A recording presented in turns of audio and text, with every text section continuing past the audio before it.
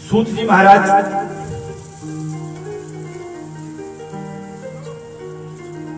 कहने लगे, शौनक जी, आपने भगवान श्री कृष्ण की कथा के विषय में पूछा है ना, तो मैं आपको उन सारी कथाओं को सुनाऊंगा जिन जिन कथाओं में भगवान श्री कृष्ण की कथा आती है।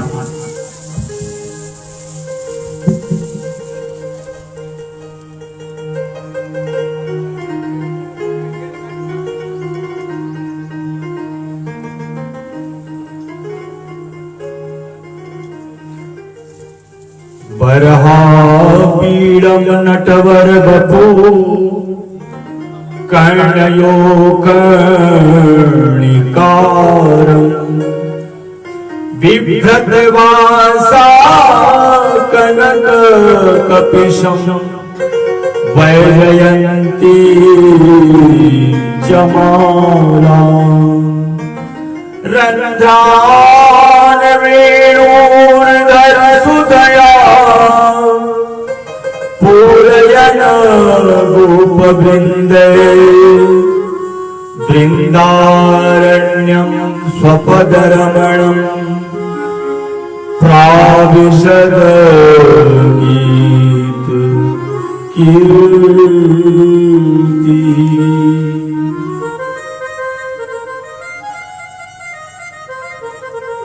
ये उस समय का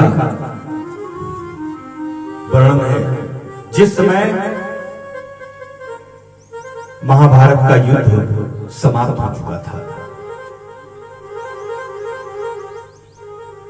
पांडव लोग विजय उत्सव मना रहे थे और विजय उत्सव मनाते मनाते सभी लोग अपने अपने शिविर में, इधर कौरवों में और तो कोई नहीं, बस केवल दुर्योधन बचा हुआ था, वो भी युद्ध भूमि पर, क्योंकि भीम की गदा दुर्योधन के दोनों जांघों को तोड़ चुकी थी। जगह जगह से रक्तस्राव हो रहा था, उठ नहीं पा रहा था, भयंकर पीड़ा था। उसी समय अश्वत्थामा आया है और अश्वत्थामा देखा है, क्योंकि अश्वत्थामा ने विचार किया, देखो तो, क्योंकि अश्वत्थामा सब जानता था ये दुर्योधन महल में रहने वाला,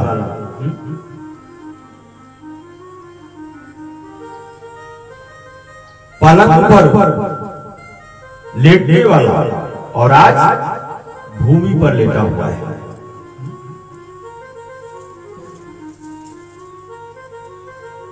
अश्वत्थामा आया और कहने लगा, मित्र, आप चिंता न करें, मैं अभी जीवित हूं। दुर्योधन जब देखा है अश्वत्थामा को, दुर्योधन कहने लगा, मित्र, मुझे और तो कोई कष्ट नहीं, बस इस बात की बहुत बड़ी पीड़ा हुई है कि हम 100 भाई थे, जिनमें एक भी नहीं बचे, और ये पांडव 5, और वो 5 के 5 जीवित हैं। बस इसी बात की पीड़ा है। एक भाई का भी अंत हो जाता तो मुझे थोड़ी राहत मिलती। जब इस प्रकार दुर्योधन बोला, अश्वत्थामा ने कहा, मित्र, चिंता मत करो, मैं अभी जीवित हूं और मैं आपको विश्वास दिलाता हूं कि मैं पांडवों का सर काट के लाऊंगा और आपके चरणों में रख दूंगा।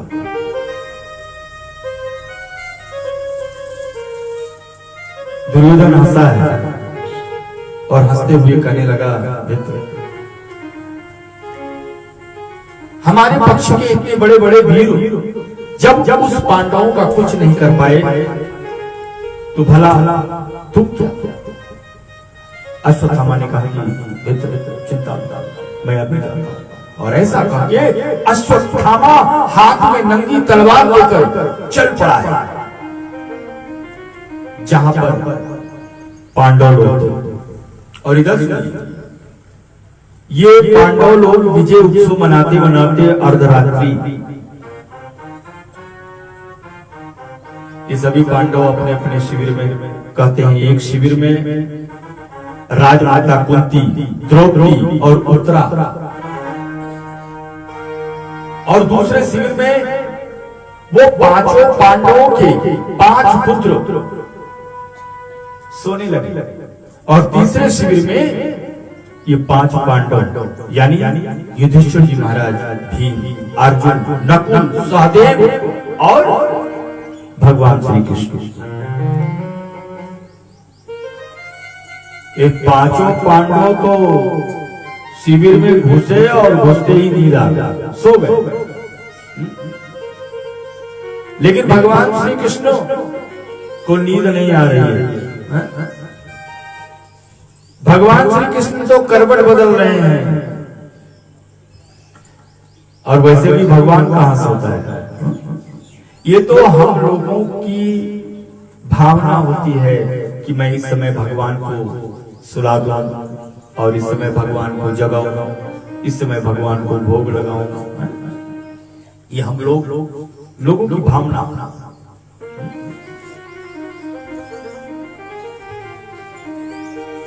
कन्हैया को तो सब पता चल गया कि अश्वत्थामा आ रहा है। कन्हैया जी 5 पांडवों को जगाए और शिविर से बाहर लेकर चल दिए।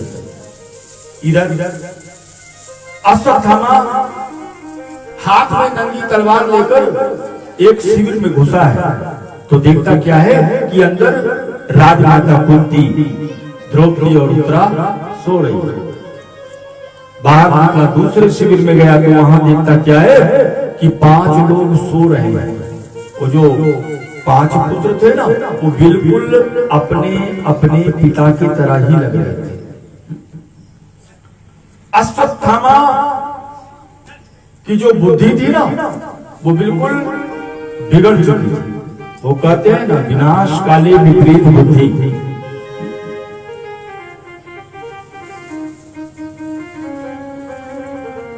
एक ही बार में 5 पुत्रों का सर धड़ से अलग किया है, और एक वस्त्र में उन सरों को रखे पोटली बनाई और लेकर पहुंच गए कहां? दुर्योधन के पास।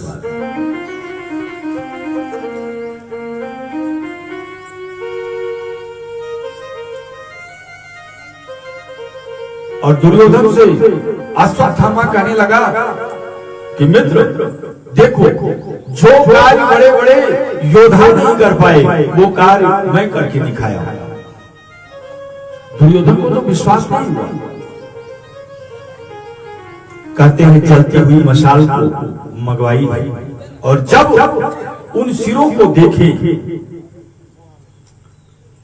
दुर्योधन तो घबरा गया, छटपटा गया और कहने लगा, अरे अश्वत्थामा, ये तूने क्या किया? तू तो यहां से कह के गया था कि मैं पांडवों का सर लेकर आऊंगा, और तू तो पांडवों के पुत्र के सर को लेकर आया। ये क्या किया? तूने तो हमारे कुल का दीपक ही बुझा दिया। अब तो मेरे कुल में कोई दीपक जलाने वाला नहीं रहा। कहते हैं आज दुर्योधन बहुत छटपटाया है और धड़ाम से पृथ्वी पर गिरा, और गिरते ही प्राण निकल गए। और इधर प्रातःकाल होने को आ रहे हैं। कहते हैं पांडवों के कान में द्रौपदी के रोने की आवाज। माता शिशूना निधनम सुताना निशम्य घोरो परितप्यमाना तदारुदस्पगलाकुलाक्षी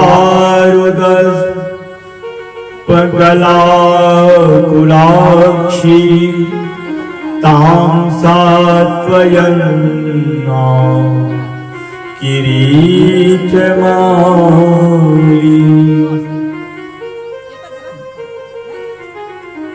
द्रौपदी अपने पुत्रों के शव के पास बैठे विलाप कर रही है, रो रही है।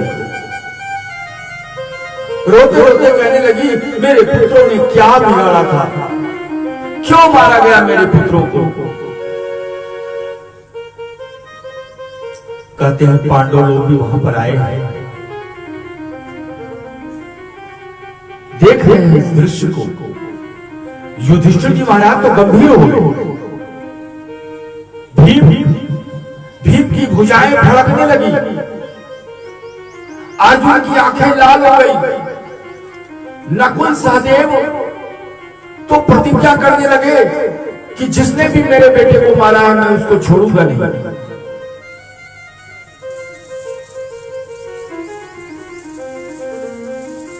किसी की कुछ समझ में नहीं आ रही है कि आखिर ये सब हुआ कैसे। उधर सबसे पीछे भगवान श्री कृष्ण खड़े हैं, सबको देख रहे हैं। कहते हैं वैसे तो सभी लोगों ने प्रतिज्ञा ले रखी है।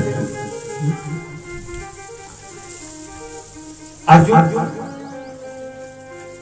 परेशान निगाहों से जब भगवान श्री कृष्ण की तरफ देखा है, भगवान श्री कृष्ण आंखों ही आंखों से इशारा किए और अर्जुन भगवान श्री कृष्ण के इशारा को समझ गए। कारण क्योंकि अर्जुन ने गीता का उपदेश प्राप्त किया है।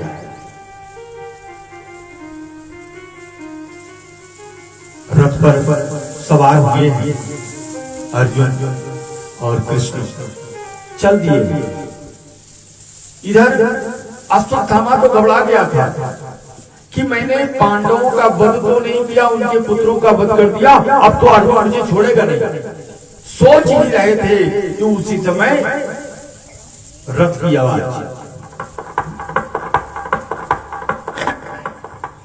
अश्वत्थामा घबराया और देखा कि ये तो अर्जुन मेरी तरफ चला आ रहा है। भागने की कोशिश करने लगा, लेकिन अश्वत्थामा ने विचार किया कि भागना ठीक नहीं, चलो इन पर बाण ही चला देते हैं। और ऐसा मन में विचार करके अश्वत्थामा ने ब्रह्मास्त्र चला दिया है। और जैसे ही अर्जुन के ऊपर ब्रह्मास्त्र चलाया, अर्जुन तो घबरा गया। अर्जुन ने कहा, प्रभु अरे ये क्या, अश्वत्थामा ने तो ब्रह्मास्त्र चला दिया, अब क्या होगा। भगवान मुस्कुराने लगे। भगवान ने कहा, अश्वत्थामा को केवल ब्रह्मास्त्र चलाना आता है, वापस बुलाना नहीं आता। और तुझे तो चलाना भी आता है और वापस बुलाना भी आता है। ऐसा करो कि तुम भी ब्रह्मास्त्र चलाओ, ब्रह्मास्त्र को चलाकर अश्वत्थामा के द्वारा चलाए गए ब्रह्मास्त्र के तेज को शांत करो और उसे वापस बुलाना। अर्जुन ने यही किया, अश्वत्थामा के द्वारा चलाए गए ब्रह्मास्त्र को शांत किया है और फिर ब्रह्मास्त्र को वापस बुलाया। और देखते ही देखते अर्जुन अश्वत्थामा को पकड़े हैं, रथ पर बांधे हैं और घसीटते हुए उस जगह पर ले आए जहां पर द्रौपदी अपने पुत्रों के साथ बैठे विलाप कर रहा था। अर्जुन ने कहा, देवी ये मैं लेकर आया तुम्हारे पुत्रों को मारने वाला ये अश्वत्थामा। और जैसे ही द्रौपदी देखी है, अश्वत्थामा घबरा गया। द्रौपदी कहने लगी, प्रभु अरे ये तो अश्वत्थामा है, गुरुपुत्र है, गुरुपुत्र को मारना ठीक नहीं, महापाप है, छोड़ दो छोड़ दो। अर्जुन ने कहा, अरे देवी ये क्या कर रही हो, तुम्हें पता नहीं इसने मेरे 5 पुत्रों का वध किया है। कहते वहीं पर भीम भैया थे। भीम भैया ने कहा कि अगर अर्जुन छोड़ देगा तो मैं नहीं छोड़ूंगा, मैं इसका सर फोड़ूंगा। द्रौपदी कहने लगी, प्रभु अश्वत्थामा की मां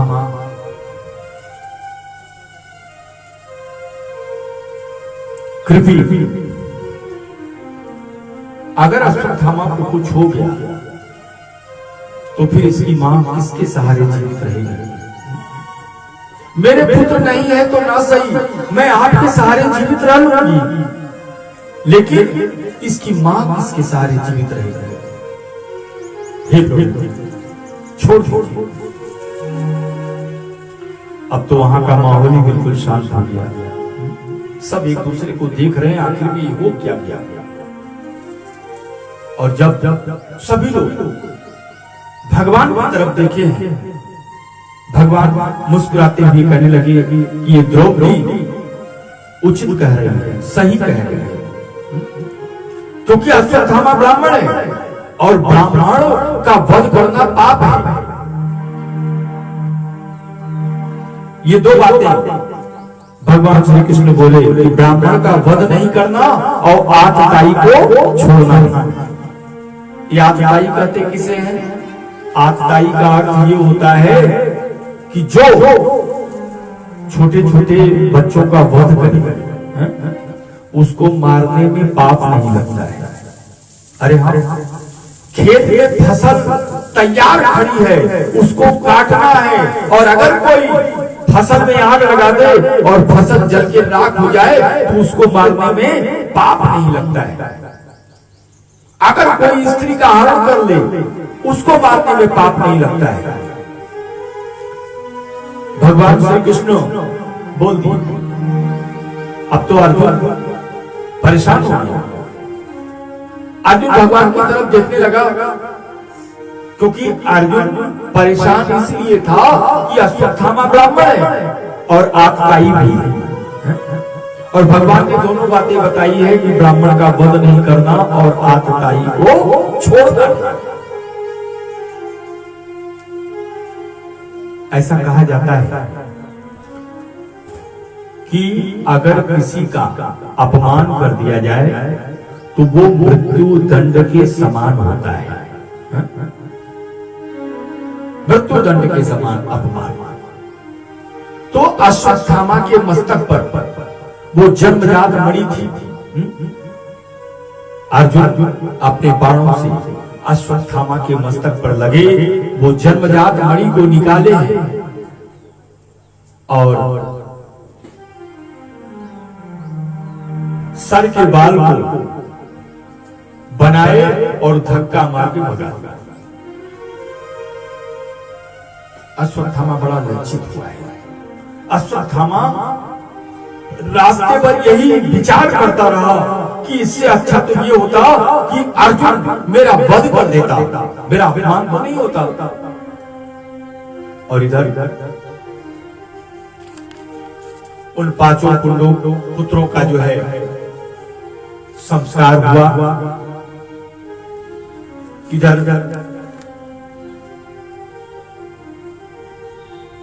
भगवान के मन में विचार आया कि अब मुझे द्वारिकापुरी जानी चाहिए, क्योंकि काफी समय हो गया है। तैयारी बना ही रहे थे कि उसी समय उत्तरा जो है चिल्लाई आई, पाई पाई महायोगिनी देव देव जगत पति नान्यम स्वबट भयम यक्षे यत्र मृत्युर परस्मरणम्।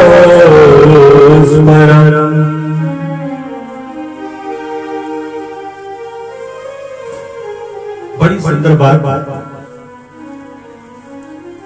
कहते हैं, जब अश्वत्थामा का अपमान हो गया था ना, तो अश्वत्थामा उस अपमान के अग्नि में जल रहा था कि मैं बदला कैसे। और उसी समय अश्वत्थामा को याद आया कि जिस समय अभिमन्यु का वध हुआ था, उस समय अभिमन्यु की जो पत्नी थी उत्तरा, वो गर्भवती थी।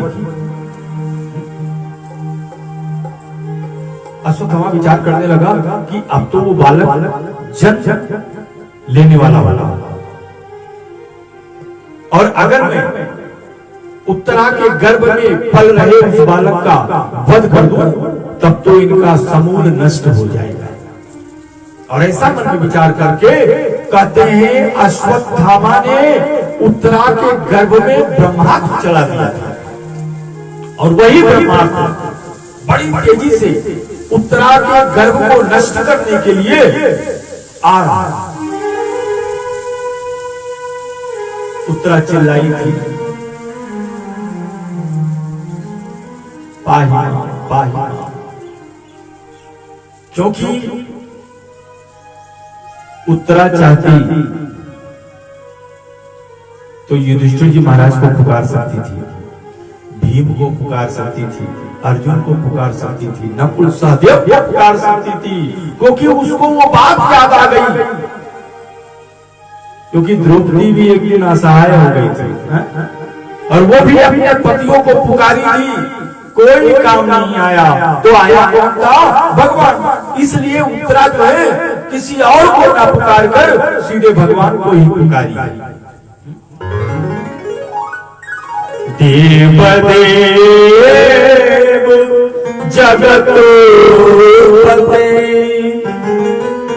जगतपति को पुकारी, और भगवान उस उत्तरा की बात को सुने, क्योंकि उत्तरा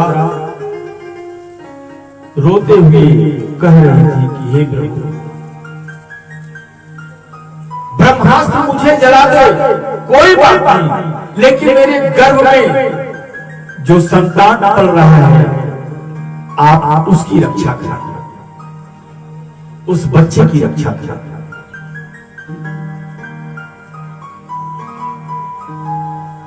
क्योंकि उत्तरा जानती थी कि अगर बच्चे की रक्षा होगी तो मेरी तो रक्षा स्वयं हो जाएगी, इसीलिए वो अपनी रक्षा की बात ना कहके सीधे बच्चे की रक्षा की बात कहा। और भगवान कहते हैं उसी समय सूक्ष्म रूप धारण किए हैं और उत्तरा के गर्भ में प्रविष्ट हो गए। धन्य है उत्तरा। आज तक कोई ऐसी मां नहीं हुई है? लेकिन उत्तरा धन्य है। वैसे मां तो भगवान को गर्भ में धारण की है, लेकिन ये उत्तरा तो परम धन्य हो गई, क्योंकि ये भक्त और भगवान दोनों को अपने गर्भ में धारण किए। बोले भक्त वत्सल भगवान की।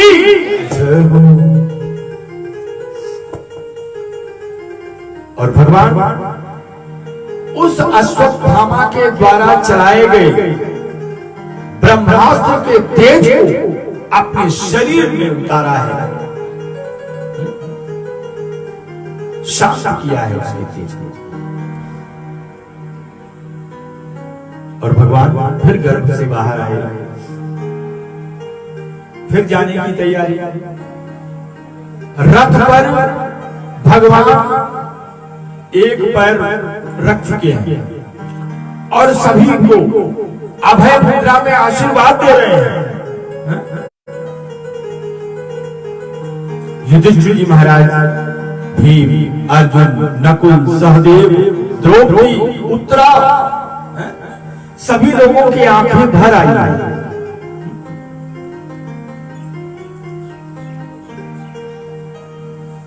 भगवान प्रसन्न है।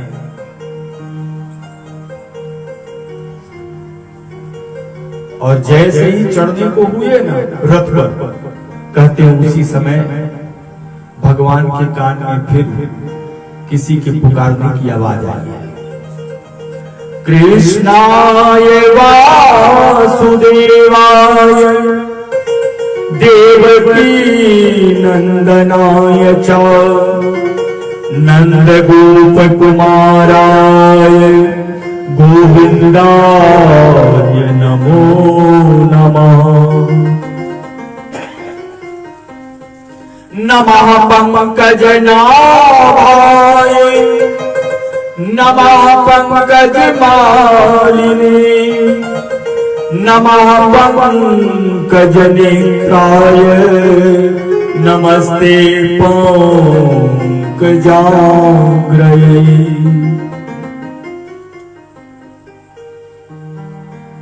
ये कोई और नहीं बल्कि राजमाता कुंती रोते हुए आई वहां पर और कहने लगी कि प्रभु ये मैं क्या सुन रही हूं कि आप हम सब लोगों को छोड़कर जा रहे हैं, क्यों? हे प्रभु मैं आपको जाने नहीं दूंगी। हम लोगों के ऊपर इतनी बड़ी विपत्ति, इतना दुख था, इतना कष्ट था, तब आप मेरे साथ थे और आज सुख का समय आया है। तो सुख के समय में आप हम लोगों को छोड़ के जा रहे हैं, क्यों? मुझे ऐसा सुख नहीं चाहिए। मेरे लिए वो सुख बेकार है कि जिस सुख में मेरा प्रभु ना हो, मेरा परमात्मा ना हो, मेरा ईश्वर ना हो, मेरा जगदाधार ना हो। हे प्रभु मैं आपको जाने वह सुख पर पाथर पड़े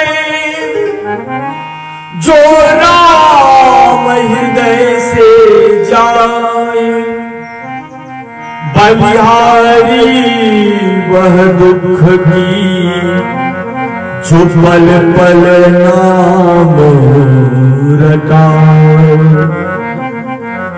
हे प्रभु मुझे ऐसा सुख नहीं चाहिए कि जिस सुख में मेरा प्रभु ना हो। हम लोगों के जीवन में जब दुख पड़ता है ना, तभी भगवान का नाम मुख से निकलता है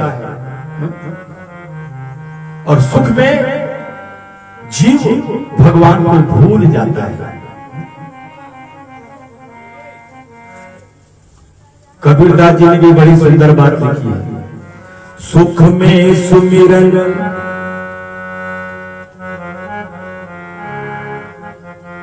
कहते हैं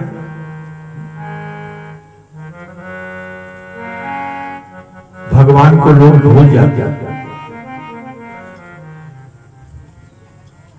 भगवान को कभी भूलना नहीं चाहिए, भगवान को याद करते रहो।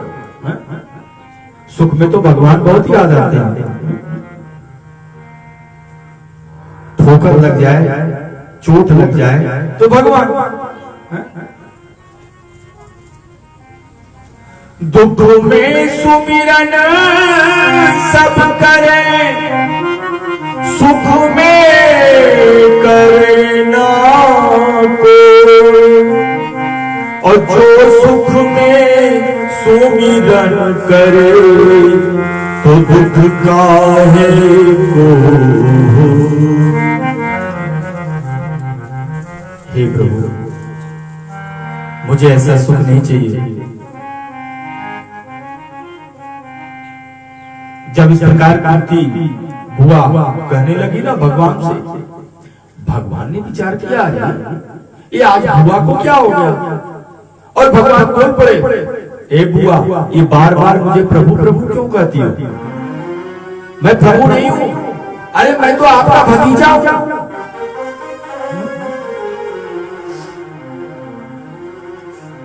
क्योंकि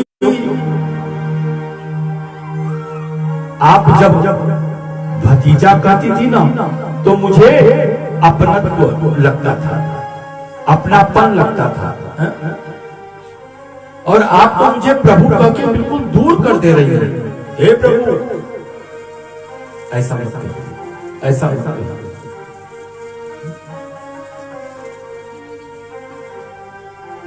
ये कुंती वसुदेव की बहन है।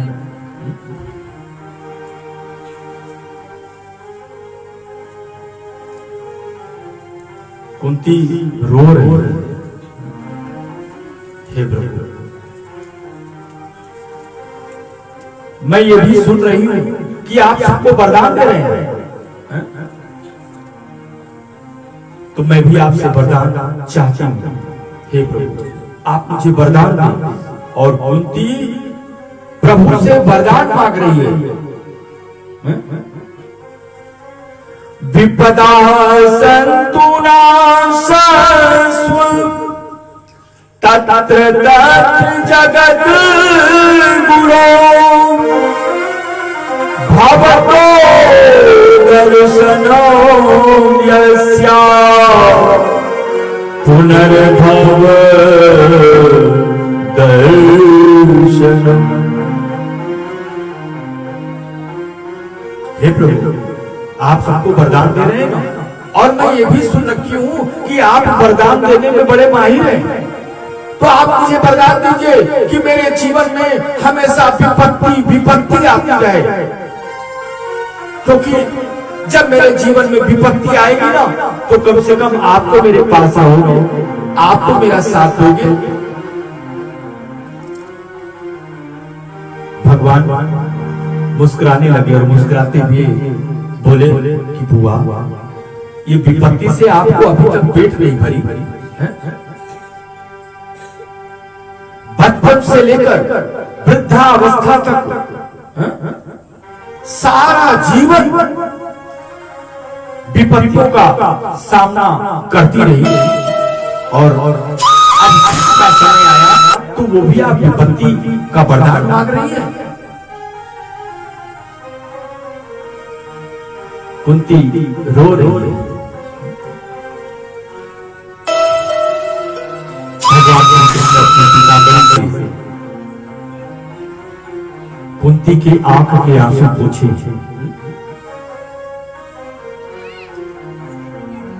कहते हैं कुंती रोते रोते प्रभु को हृदय से लगाई, क्योंकि विपत्ति की मां हनुमान जी महाराज ने भी बहुत अच्छी बात कही है कि जीव के जीवन में सबसे बड़ी विपत्ति होती क्या है। हनुमान जी ने कहा हनुमंत विपत्ति प्रभु सोई,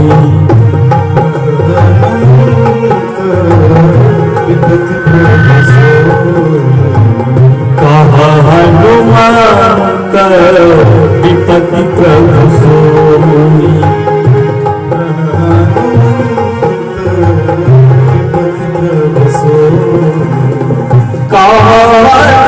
हनुमंत विपत्ति प्रभु सोई,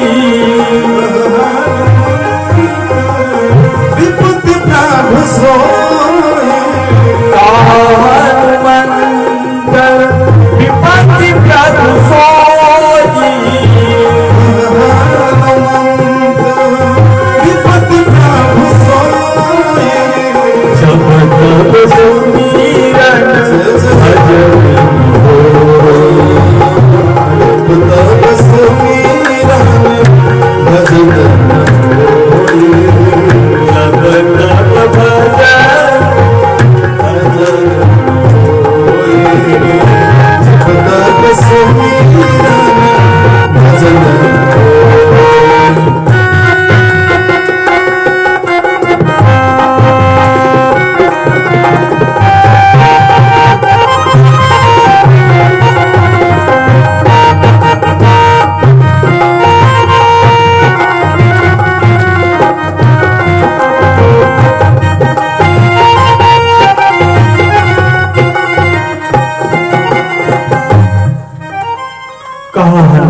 विपत्ति प्रभु सोई, जब तब सुमिरन भजन न होई। हनुमान जी महाराज ने कहा है कि सबसे बड़ी विपत्ति जीव के जीवन में तब आती है जब जीव भगवान का नाम लेना भूल जाता है। महाविपत्तो संसारिया स्मरेण मधुसूदनम्, विपत्तो तस्य सम्पत्तिः भवेदित्याह शंकरा। सबसे बड़ी विपत्ति भगवान का नाम न लेना।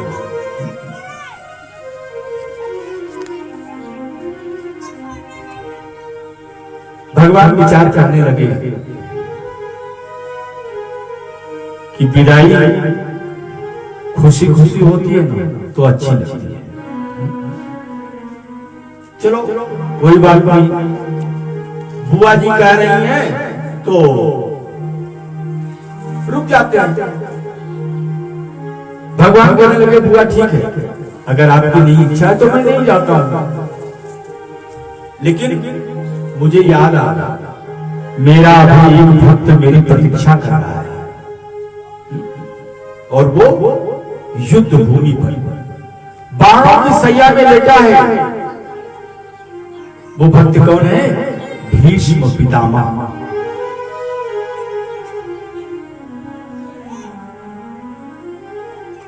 जिस समय अर्जुन का बाण लगा है, भीष्म पितामह प्राण निकलने वाले थे।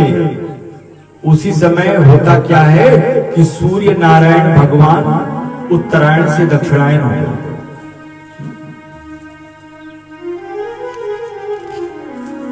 दक्षिणायन में प्राण त्यागना ठीक नहीं है। ऐसी मान्यता है कि उत्तरायण में वैकुंठ का द्वार खुलता है और दक्षिणायन में जो है नरक का। तो भीष्म पितामह को इच्छा मृत्यु का वरदान प्राप्त है। ये दो महापुरुष ऐसे हैं जिनको इच्छा मृत्यु का वरदान प्राप्त है। एक तो भीष्म पितामह ही है और दूसरे ध्रुव जी महाराज, जिनकी कथा आप लोग कल सुनेंगे। भीष्म पितामह ने विचार किया ठीक है, ये सूर्य भगवान दक्षिणायन हो गए, मैं अपने प्राण को भी रोकूंगा और जब उत्तरायण होंगे तभी मैं प्राण का त्याग करूंगा।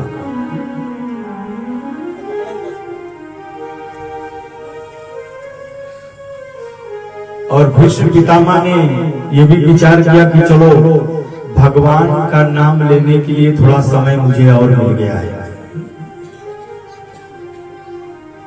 भीष्म पितामह ने भगवान से प्रतिज्ञा की थी कि हे प्रभु, आप मुझे वचन दें कि जब मेरा प्राण निकले तो प्राण निकलते समय केवल आपका दर्शन हो, केवल आपका दर्शन। और इस समय भीष्म पितामह भगवान को याद कर रहे हैं कि हे प्रभु आइए मुझे दर्शन दीजिए, क्योंकि सूर्य भगवान दक्षिणायन से उत्तरायण हो चुके हैं। हे प्रभु आइए आइए ना। और भगवान के कान में ये बात पहुंची और भगवान भी चल रहे हैं भक्त से मिलने के लिए, और इधर भीष्म पितामह भगवान को याद कर रहे हैं। इतना तो करना स्वामी, जब प्राण तन से निकले, इतना तो करना स्वामी, जब प्राण तन से निकले, इतना तो करना स्वामी, जब प्राण तन से निकले, इतना जब प्राण तन से निकले, गोविंद नाम लेके, गोविंद नाम लेके, प्रभु प्राण तन से निकले,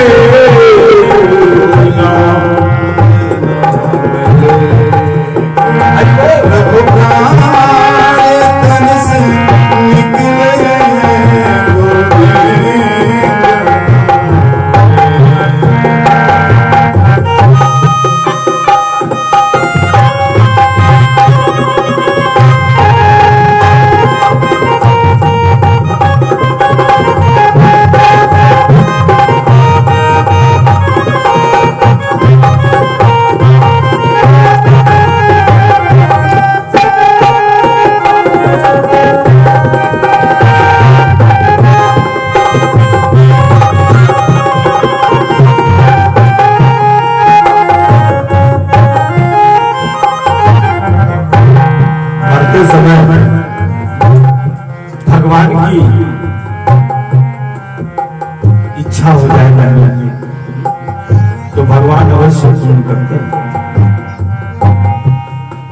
भीष्म पितामह भगवान को किस रूप में देखना चाहते हैं? पीतांबरी कसियो छवि मन में बसियो,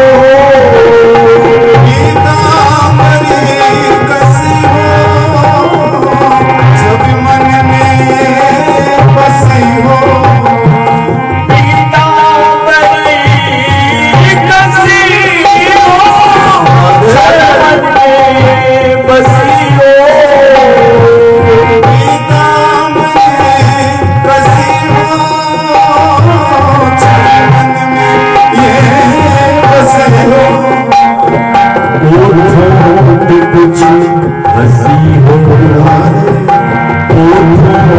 कुछ हंसी हो, प्रभु तन से निकले, तन से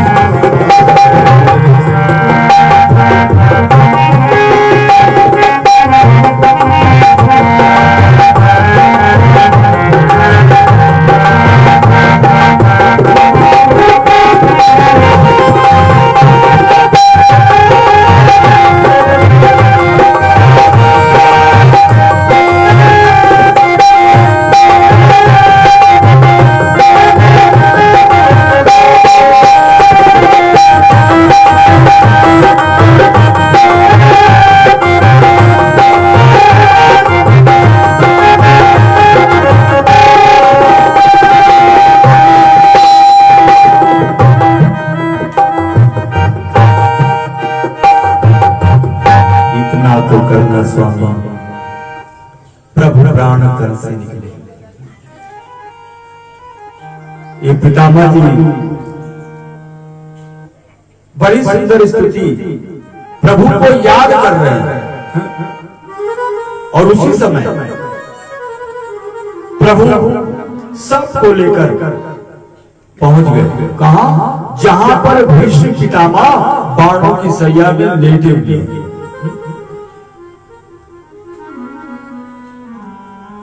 सभी लोग चारों तरफ से खड़े हो रहे और भगवान पितामह के पैरों के पास जाकर खड़े हुए, क्योंकि भगवान ने विचार किया कि पितामह जी नेत्र बंद किए हैं और नेत्र जब खोलेंगे ना तो सबसे पहले मुझे ही देखेंगे, इसलिए पैर के पास जाकर खड़े हो।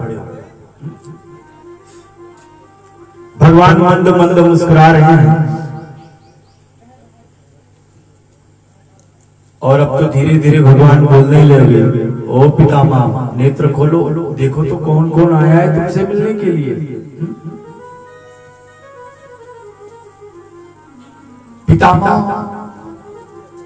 भगवान का दर्शन कर रहे थे अपने हृदय में, उनको दर्शन मिल रहा था इसलिए नेत्र नहीं खोल रहे। और इधर प्रभु बार बार विनती कर रहे हैं, ओ पितामह नेत्र खोलो, देखो जिसकी प्रतीक्षा में आप हैं ना वो सामने खड़ा है, नेत्र खोलो नेत्र खोलो। लेकिन पितामह कहां नेत्र खोलने वाले। भगवान ने विचार किया ये पितामह ऐसे नहीं खोलेंगे, इनको तो मेरा दर्शन हो रहा है हृदय में। कहते हैं उसी समय भगवान ने माया का पर्दा लगाया और जैसे पर्दा लगाया कहते हैं पितामह के हृदय से वो भगवान की छवि गायब हुई है। और जैसे गायब हुई कहते हैं पितामह छटपटाए और नेत्र को खोले हैं। जैसे खोले कहते हैं जिस रूप और स्वरूप का ध्यान वो अपने हृदय में कर रहे थे वही सामने प्रत्यक्ष खड़ा हुआ है। शंख चक्र गदा द्वार लिया अच्युत गोविंद पुंडरी काक्ष रक्ष माम शरणागता। बोले द्वारकाधीश भगवान की जय हो। पितामह नेत्र खोले और जब देखे प्रभु को, प्रणाम भी नहीं कर पा रहे हैं प्रभु को, क्योंकि पितामह के दोनों हाथों में बाण छिदे हुए हैं, नहीं उठा पा रहे हैं, अपार पीड़ा है।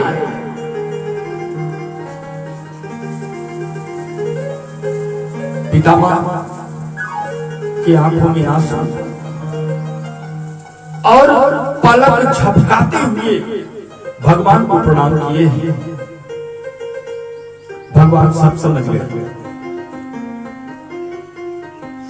भगवान प्रणाम किए हैं और जैसे प्रणाम किए कहते हैं उसी समय पितामह को जो पीड़ा हो रही थी ना सब समाप्त हो गई। भगवान मुस्कुराते हुए बोले पितामह अरे देखो तो आपसे मिलने के लिए कौन कौन आया है। ये देखो राजमाता कुंती, बड़े भैया युधिष्ठिर जी महाराज, भीम, अर्जुन, नकुल, सहदेव, द्रौपदी, उत्तरा, सभी लोग आपसे मिलने आए हैं। पितामह नेत्र घुमाए हैं चारों तरफ, सबको देखा है और पलक झपकाकर सबको आशीर्वाद दिया है। और उसी समय पितामह अर्जुन की तरफ देखे और अर्जुन से बोले अर्जुन मुझे प्यास लगी है, क्या मुझे जल नहीं पिलाओगे। जैसे अर्जुन सुने ना, अर्जुन तो एकदम छटपटा गया, आंखों में आंसू और तुरंत बाण चलाए हैं पृथ्वी पर। कहते गंगा की धार निकली है और सीधे भीष्म पितामह के मुख में।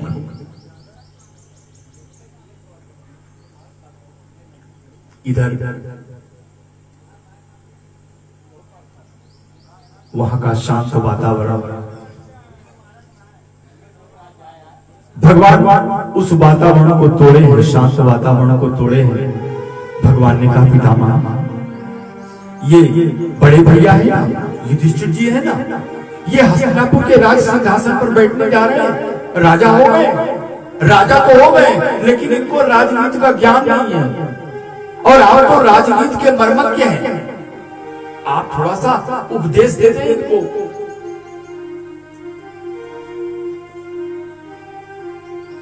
भगवान युधिष्ठिर जी महाराज को स्वयं उपदेश दे सकते थे,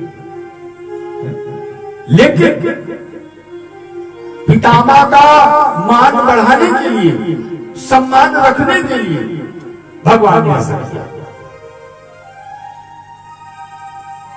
पितामह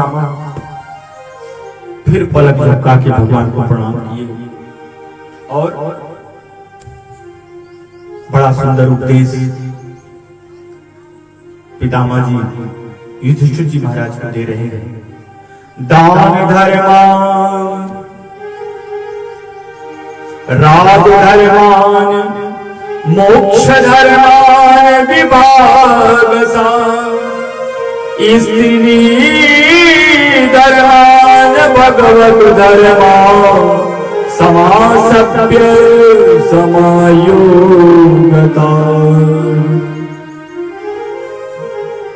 बड़ी सुंदर बात भीष्म पितामह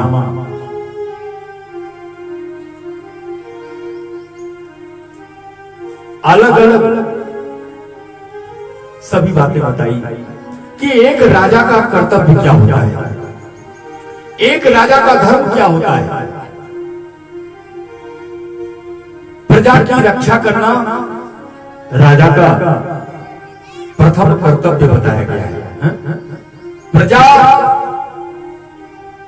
दुखी नहीं होनी चाहिए। प्रजा अगर दुखी हो गई, जिस राज्य में प्रजा दुखी होती है वहां का राजा नरक का अधिकारी माना जाता है, नरक प्राप्त होता है। बहुत सारी बातें भीष्म पितामह संक्षिप्त रूप से युधिष्ठिर जी महाराज को बताए और अंतिम में तो यहां तक कह दिया, एक राजा का सबसे बड़ा कर्तव्य होता है कि स्त्री की रक्षा करना।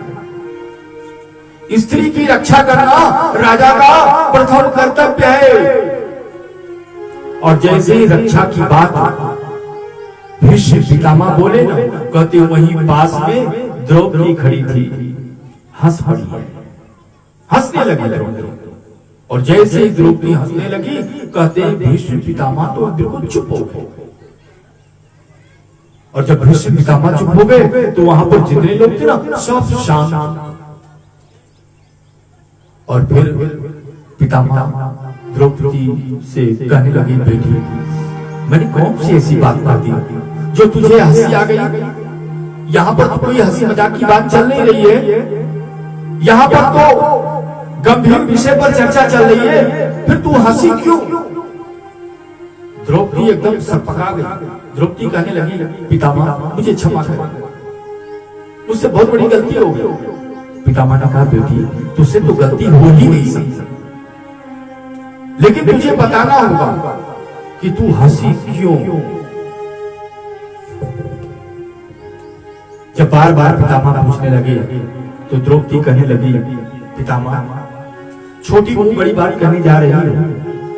अभी अभी आपने कहा कि स्त्री का रक्षा करना राजा का प्रथम कर्तव्य होता है, तो मैं आपसे जानना चाहती हूँ आपका ये उपदेश कहां गया था? जिस समय दुशासन मेरी साड़ी को खींच रहा था भरी सभा में, कहां गया था ये आपका उपदेश? पितामह उपदेश देना बड़ा सरल होता है, लेकिन उपदेश पर कायम रहना उतना ही उससे ज्यादा कठिन।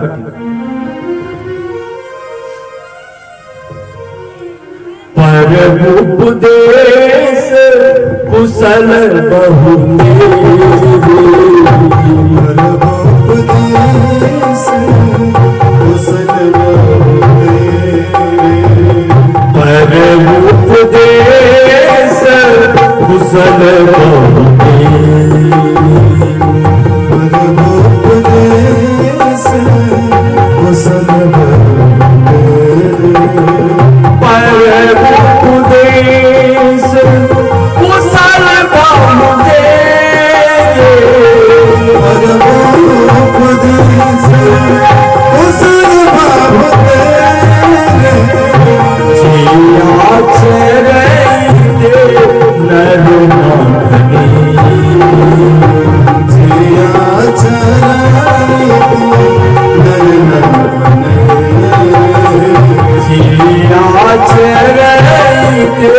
नर नाहने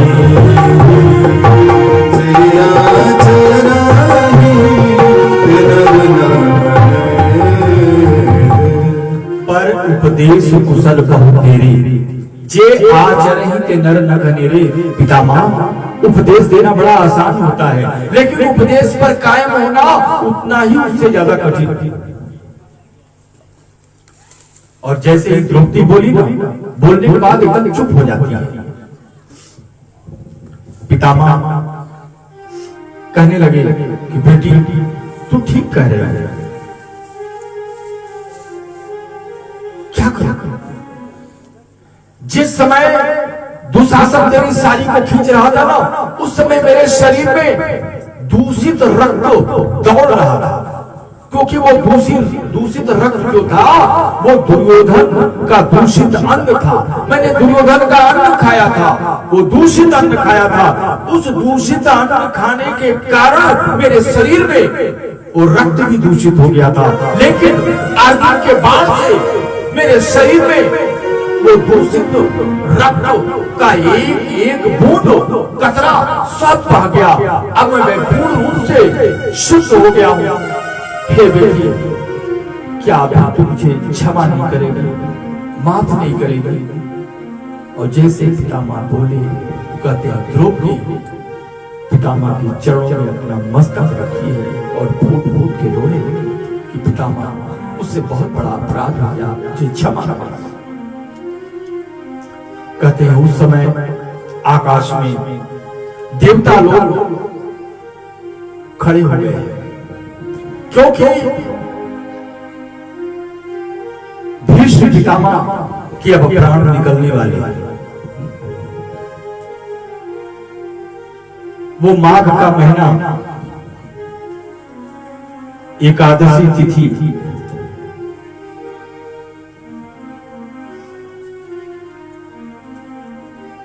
और एकादशी तिथि होने के कारण भीष्म पितामह ने एकादश श्लोकों में भगवान कृष्ण की बड़ी सुंदर स्तुति की है। त्रिभुवन कमनम तमालवर्णम रविकौर गौरवराम्बरम ददामि बबूर लग गुलाबतान नाचमो विजय सखी रतिरस्तु मेनवद्या।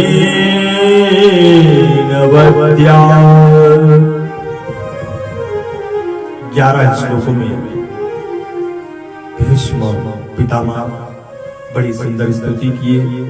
और उसी समय आकाश में देवताओं ने पुष्प की वर्षा की है, शंखनाद हुआ है।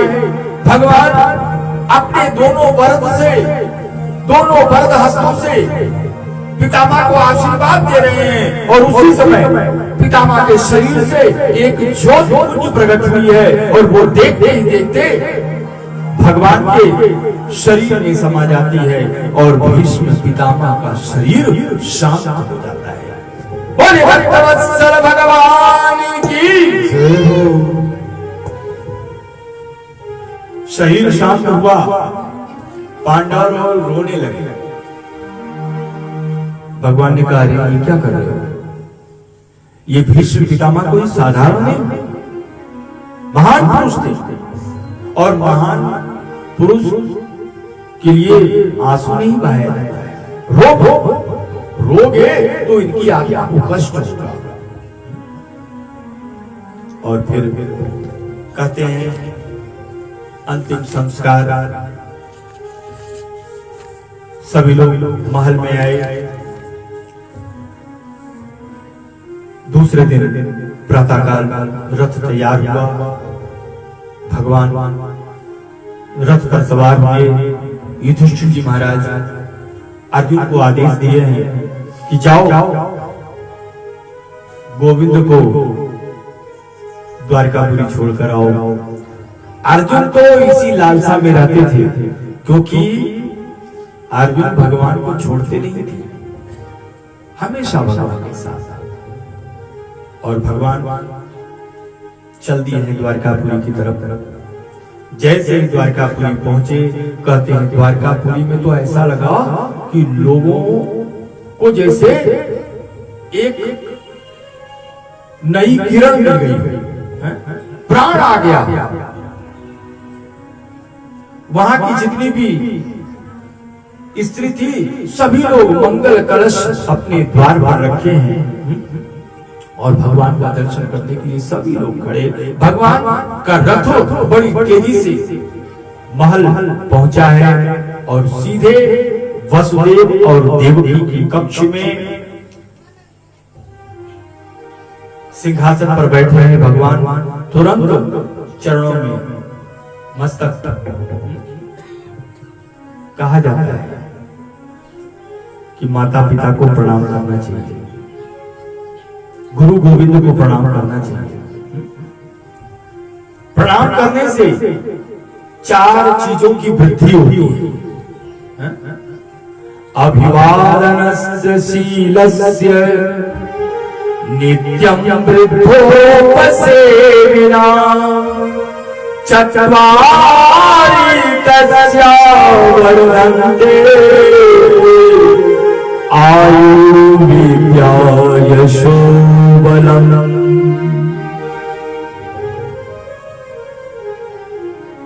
चार चीजों की वृद्धि। वो 4 चीज कौन है? आयु, विद्या, यश और बल। इधर बड़ा आनंद, समय धीरे धीरे आगे बढ़ रहा है।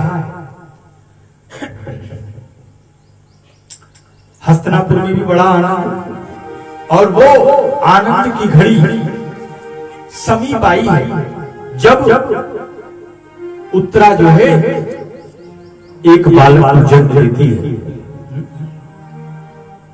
युधिष्ठिर जी महाराज बहुत प्रसन्न है, क्योंकि वो बालक चमत्कारी बालक, वो जब जन्म लिया ना तो ऐसा कहते हैं कि जन्म लेते ही पलथी मारकर बैठ गया और चारों तरफ देखने लगा। वहां पर सभी वैदिक ब्राह्मण लोग आए हुए थे। युधिष्ठिर जी महाराज भी एकदम आश्चर्य में, अरे ये कैसा अद्भुत बालक कि चारों तरफ देख रहा है। और जब ब्राह्मणों से पूछे तो ब्राह्मणों ने कहा कि महाराज ये बालक बड़ा अद्भुत है, ये चारों तरफ ये देख रहा है कि वो कहां गया जिसने गर्भ में आकर मेरे प्राणों की रक्षा की, मुझे दर्शन दिया, उनको खोज रहा है। वैसे तो ब्राह्मणों ने उस बालक का नामकरण किया था विष्णुराग, लेकिन ये बालक चारों तरफ देख रहा था और भगवान ने इसकी रक्षा की।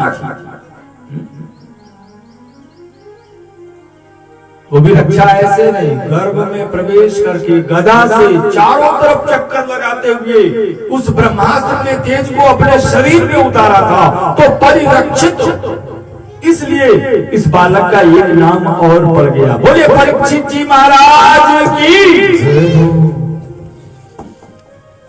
युधिष्ठिर जी महाराज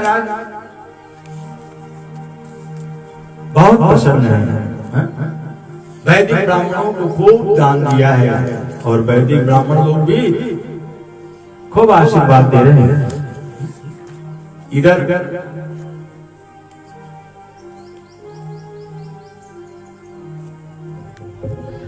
युधिष्ठिर जी महाराज ब्राह्मणों से कहने लगे कि हे ब्राह्मण देवता,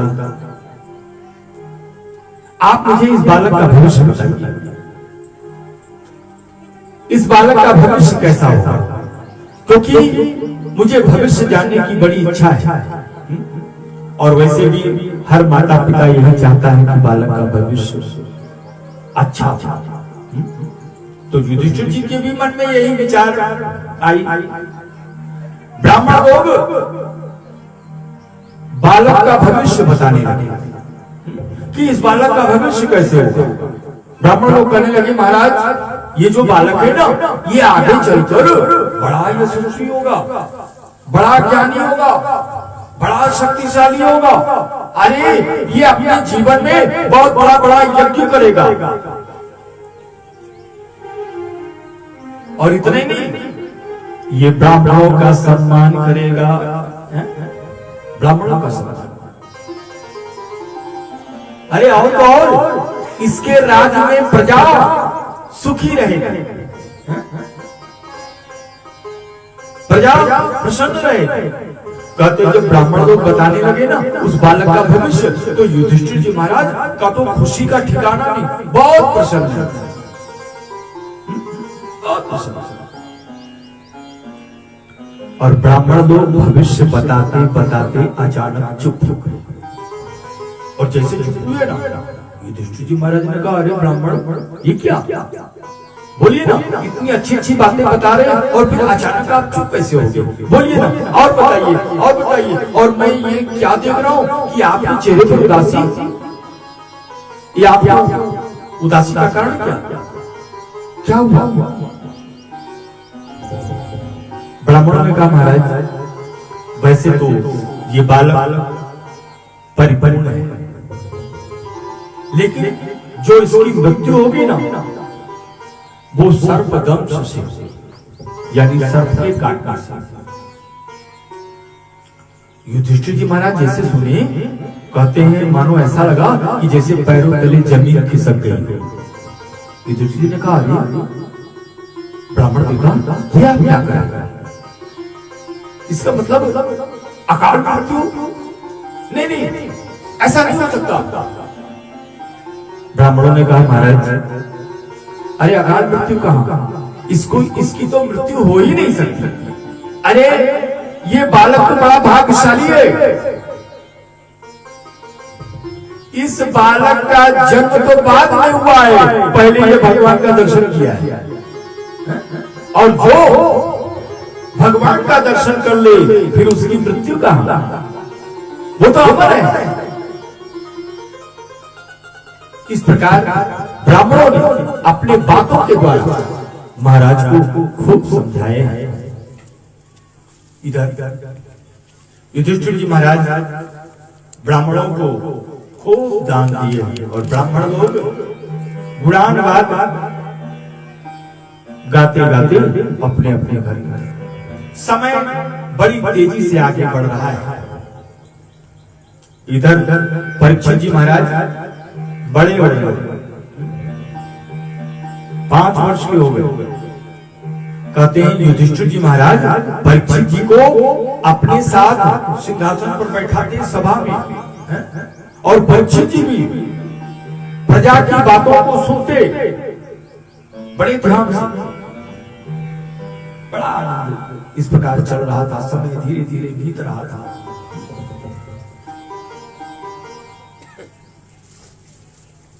कलयुग का आगमन हो रहा है, होता है। जब रात्रि होने को होती है तो उसके पहले क्या होता है, अंधेरा होने लगता है। यानी वो रात्रि कालीन बेला अपनी छाया दिखाने लग जाती है। तो कलयुग का आगमन, तो कलयुग का प्रभाव प्रारंभ हो गया।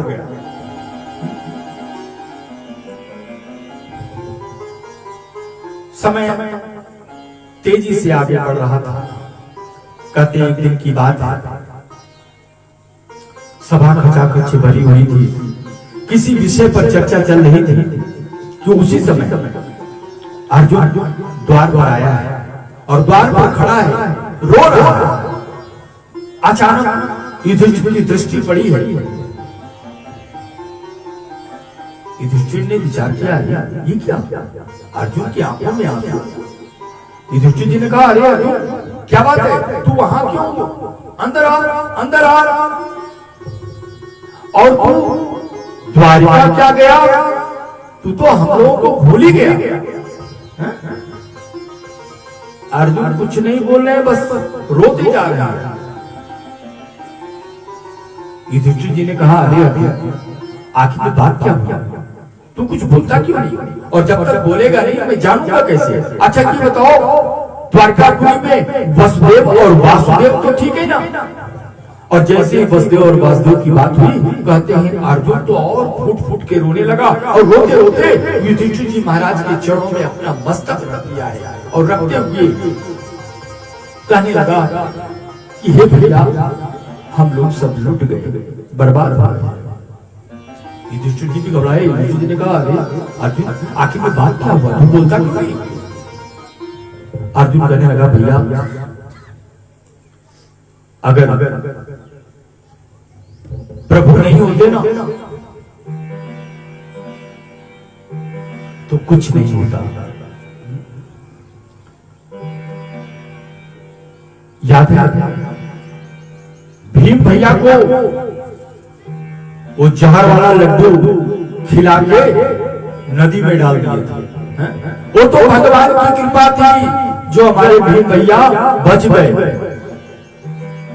अर्जुन इस प्रकार तरह तरह की बातों को बता रहा है। युधिष्ठिर जी महाराज तो परेशान हैं। युधिष्ठिर जी ने कहा, अरे अर्जुन अब तू मुझे ये बता कि तू कहना क्या चाहता है। अर्जुन कहने लगा, भैया हम लोग सब लुट चुके, बर्बाद हो गए। अब प्रभु हम लोगों के बीच रहे नहीं, हम लोगों को छोड़कर वो स्वधाम चले गए। और जैसे स्वधाम की बात युधिष्ठिर जी महाराज सुने, मानो ऐसा लगा कि शरीर से किसी ने प्राण खींच लिया। युधिष्ठिर जी ने कहा, ये सब हुआ कैसे। अर्जुन पूरी बात बताया है कि यदुवंशियों ने महात्माओं का अपराध किया था, महात्माओं ने श्राप दे दिया था, और उसी श्राप के कारण ये सब हो गया। युधिष्ठिर जी विचार करने लगे कि जब प्रभु ही नहीं तो फिर हम लोग रह के क्या करें। और ऐसा मन में विचार करके कहते हैं, सभी लोगों ने निर्णय लिया कि कल प्रातः काल मैं परीक्षित को राजा घोषित करूंगा, राजा बनाऊंगा, और हम सब लोग स्वर्गारोहण के लिए चलते। और फिर प्रातः काल परीक्षित जी को सिंहासन पर बिठाया गया, राजमुकुट पहनाया गया। परीक्षित जी तो कह रहे थे कि नहीं, मुझे राजा नहीं बनना है, मैं तो राजा का जो कर्तव्य होता है वो तो मैं कुछ जानता ही नहीं, मुझे राजा नहीं बनना है, राजा नहीं बनना है। लेकिन युधिष्ठिर जी महाराज ने कहा कि परीक्षित तुम चिंता मत करो, तुम्हें बीच बीच में हमारे मंत्री महामंत्री लोग सब बताते रहेंगे। अब मुझे स्वर्गारोहण के लिए जाना है। और ऐसा करके कहते हैं परीक्षित जी को राजा घोषित किया जाता है, और फिर पांडव लोग स्वर्गारोहण के लिए चल देते हैं। सबसे आगे युधिष्ठिर जी महाराज, उनके पीछे भीम, अर्जुन, नकुल, सहदेव और द्रौपदी। कहते हैं चलते चलते चलते चलते चले जा रहे थे, बर्फ पर चढ़ रहे थे। सबसे पहले द्रौपदी का शरीर गला,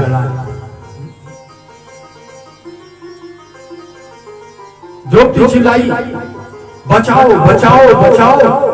सभी लोग बचाने के लिए जैसे मुड़े ना, युधिष्ठिर जी ने कहा कोई किसी को नहीं बचाएगा। कारण क्योंकि शरीर का अंत क्यों होता है, अभिमान के कारण। अभिमान के कारण शरीर का अंत होता है। इसीलिए कहा जाता है कि जीवन में कभी अभिमान मत करो। भगवान ने अगर धन दिया है तो भगवान की कृपा समझो, भगवान ने परिवार दिया है तो भगवान की कृपा समझो। अरे भाई रावण के पास क्या कम धन था? पूरे सोने की लंका थी। कनक कोटि विचित्र मणिकृत सुंदरायतनागना।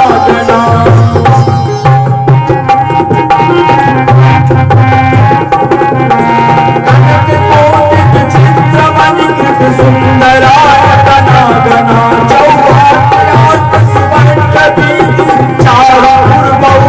बना गजराज खच्चर कर पद रथ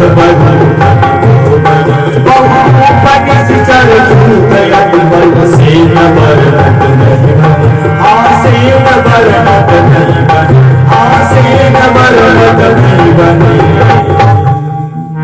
कनक कोटि विचित्र मणिकृत सुंदरायतनागना। पूरे सोने की लंका। कनक माने होता है सोना और एक कनक का अर्थ होता है धतूरा।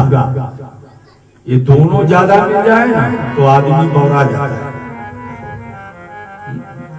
ज्यादा सोना मिलना भी गड़बड़, और धतूरा का अगर एक दो बीज अंदर चला गया तो मामला फिर पूछ रहे हैं क्या क्या।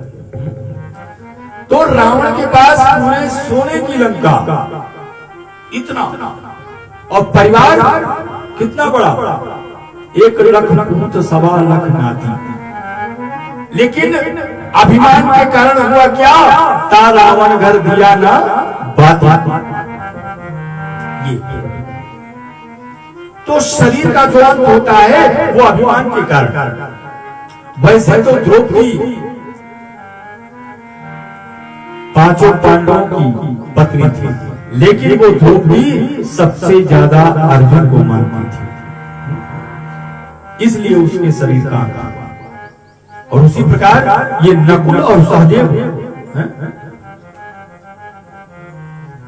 ये सहदेव बड़ा सुंदर था, इसको अपनी सुंदरता का अभिमान था, इसलिए उसका भी पतन हुआ। नकुल बहुत अच्छे घोड़े सवारी करता था, उसको अपने घोड़े सवारी का बहुत बड़ा अभिमान था, इसलिए उसका पतन हुआ।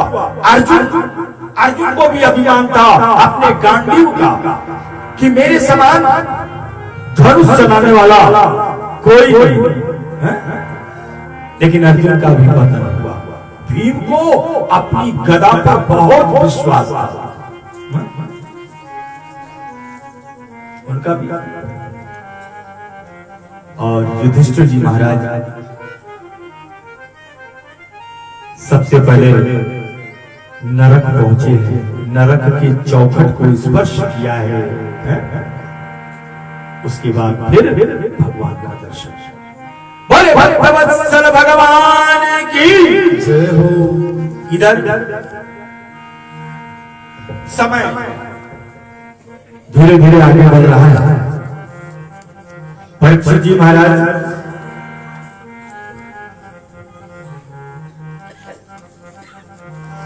के मन में विचार आया कि चलो दिग्विजय के लिए चलते हैं, और घोड़े पर सवार होकर चल दिए। चलते चलते चलते एक ऐसे निर्जन स्थान पर पहुंचे जहां पर परीक्षित जी ने देखा कि एक गौ माता और एक बैल जो एक पैर पे खड़ा है।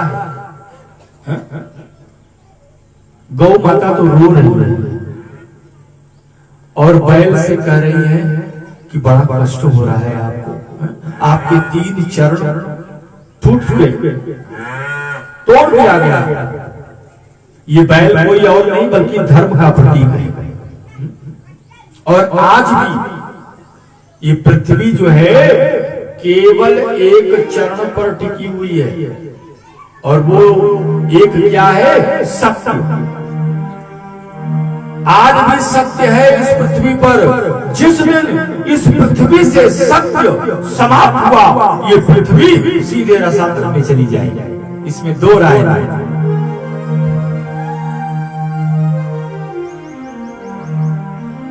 तो धर्म के जो 4 चरण हैं, 3 चरण तो टूट गए और 1 चरण यानी सत्य,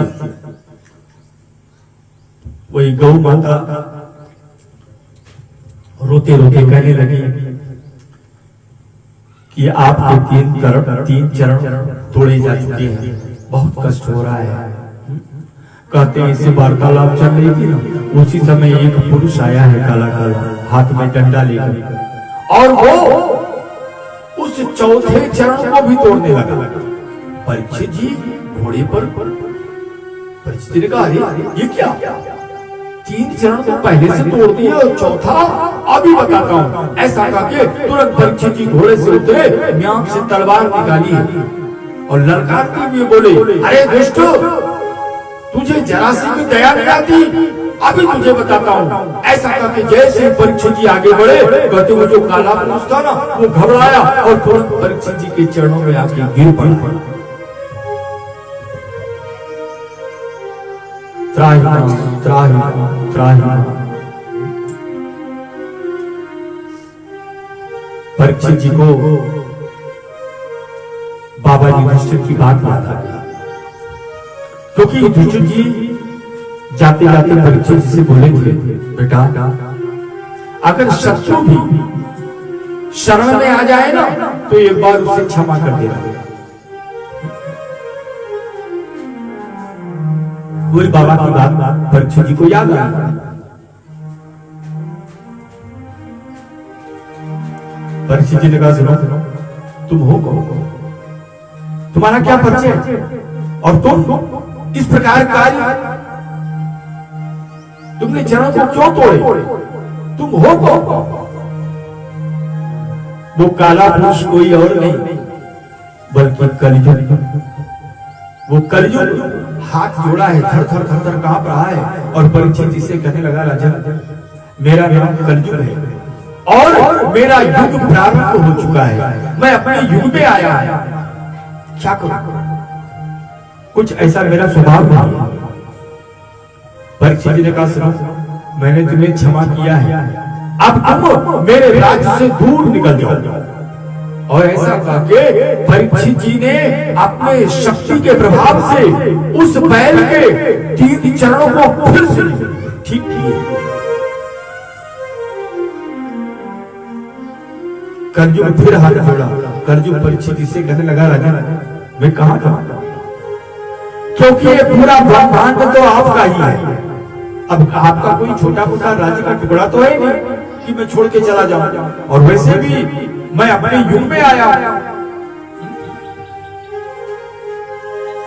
आप ऐसा करें कि आप मुझे रहने की जगह दें, और आप जहां भी मुझे रहने के लिए जगह देंगे ना, मैं वहीं पर रहूंगा। परीक्षित जी ने विचार किया कि चलो कोई बात नहीं, इसको जगह दे देते हैं, और परीक्षित जी ने कलयुग को 4 जगह दी है रहने की। वो कौन सी जगह है, अभ्यर्थितस्तदा तस्मै स्थानानि कलये ददौ द्यूतं पानं स्त्रिया सोना यत्रा धर्मस्य चतुर्विधा।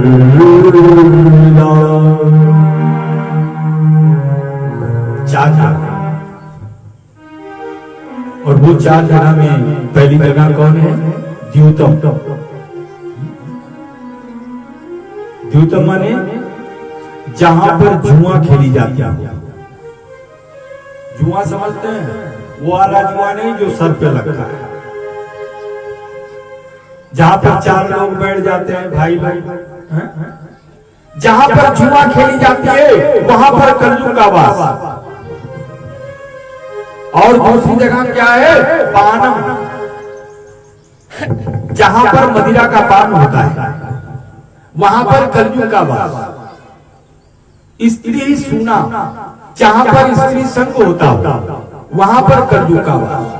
और चौथा स्थान जो परीक्षित जी ने कलयुग को दिया है वो है हिंसा, जहां पर हिंसा होती है वहां पर कलयुग का वास। जैसे ही कलयुग सुना ना, कलयुग की आंखों में तो आंसू आ गए। कलयुग कहने लगा, महाराज ये आपने कौन कौन सी जगह दे दी? ऐसी जगह में तो अच्छे लोग आएंगे नहीं। हे प्रभु, कोई एक जगह तो अच्छा दीजिए। और जब उस प्रकार कलयुग कहा ना, तो परीक्षित जी को दया आई। परीक्षित जी ने कहा ठीक है, चलो चलो, जो 5वां स्थान मिला है वो स्वर्ण यानी सोना, सोने में कलयुग का वास। कलयुग बहुत प्रसन्न हुआ है और परीक्षित जी को प्रणाम करके वहां से चल जाए। इधर परीक्षित जी महाराज महल आए और दूसरे दिन प्रातःकाल राजमहल में थे। मंत्रियों से बोले, हे मंत्रियों, मुझे राज खजाना देना है, क्योंकि मैं जानना चाहता हूं कि हमारे राज खजाने में कितना खजाना है, उसी प्रकार मैं अपने प्रजाओं की सेवा करूं, इसलिए मुझे खजाना दिखाया जाए। मंत्री महामंत्री बहुत प्रसन्न हुए और परीक्षित जी को लेकर चल दिए। कहां? उस राज खजाने की तरफ पहुंचे। बहुत बड़े बड़े बक्से रखे हुए थे।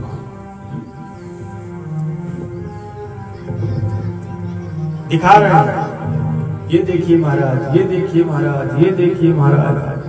कहते उसी समय परीक्षित जी की निगाह एक बहुत बड़े बक्से पर पड़ी। उस बक्से के पार पहुंचे, बक्से को खुलवाया तो देखते क्या है, बड़े बड़े राजमुकुट थे। परीक्षित जी एक मुकुट को उठाए और जैसे उठाए, कहते एक महामंत्री आया, बुढ़ा था, वो कहने लगा, राजन आपको पता नहीं ये मुकुट जरासंध का मुकुट, भीम भैया इस मुकुट को जरासंध को मार कर लेकर आए। वो मुकुट वास्तव में बड़ा अच्छा था। कहते हैं परीक्षित जी ललचा और तुरंत मुकुट को पहन लिया। जैसे मुकुट को पहना, कहते वहीं कलयुग खड़ा था, जोर से ठहाका लगाया है और चढ़ गया मुकुट के ऊपर। मुकुट के ऊपर चढ़ा, कहते उसी समय परीक्षित जी की बुद्धि बदली। आज तक कभी शिकार नहीं किए थे, लेकिन कलयुग के सवार हो जाने से परीक्षित जी के मन में विचार आई कि आज हम शिकार खेलने चलेंगे, और शिकार के लिए अपने सैनिकों को तैयार किए हैं और चल चल। कहते हैं आज न जाने कितने निर्दोष जीवों की हत्या किया। बहुत दूर निकल गए शिकार खेलते खेलते, और परीक्षित को प्यास लगी। प्यास बुझाने के लिए परीक्षित जल की तलाश में इधर उधर भटकने लगे, और भटकते भटकते पहुंच गए एक आश्रम में, जहां एक महात्मा जी ध्यान लगाए हुए बैठे थे। परीक्षित जी आए। परीक्षित जी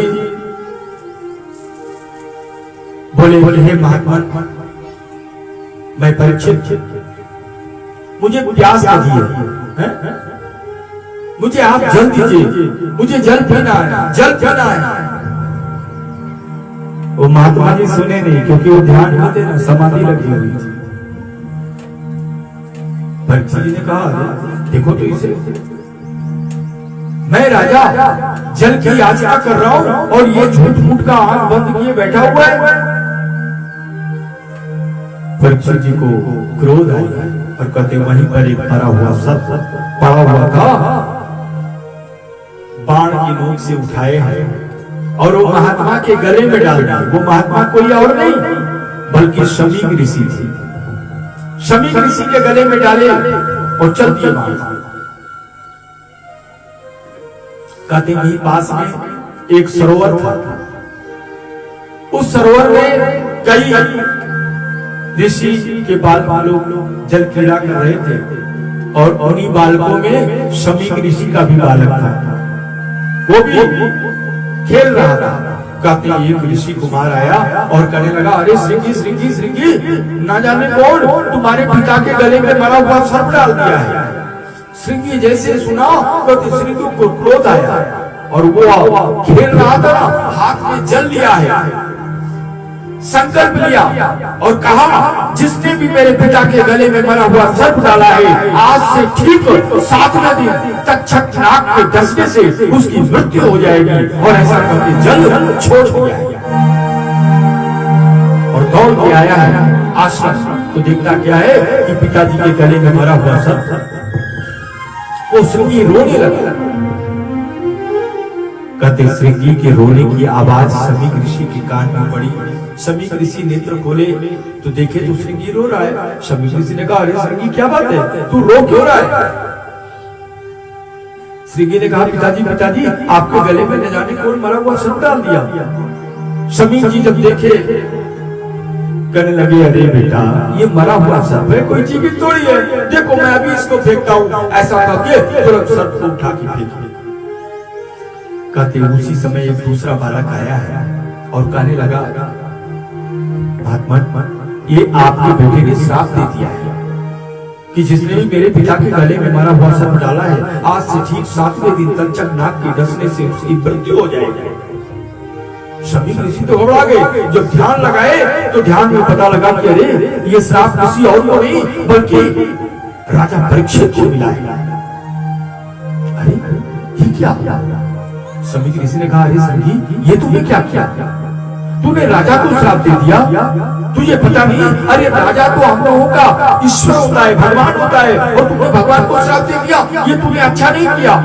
चलो चल के क्षमा मांगो। और ऐसा करके समीक ऋषि श्रृंगी का हाथ पकड़े और लेकर आए हैं परीक्षित जी। और इधर परीक्षित जी जैसे मुकुट को उतारे हैं, कहते उसी समय अपने भूल का एहसास हुआ है। परीक्षित ने कहा, ये क्या? मैंने एक महात्मा का अपमान किया, मैंने महात्मा के गले में मरा हुआ सर्प डाला, धिक्कार है मुझे। ऐसा करके परीक्षित जी अपने दोनों हाथों को दीवारों पर पटकने लगे।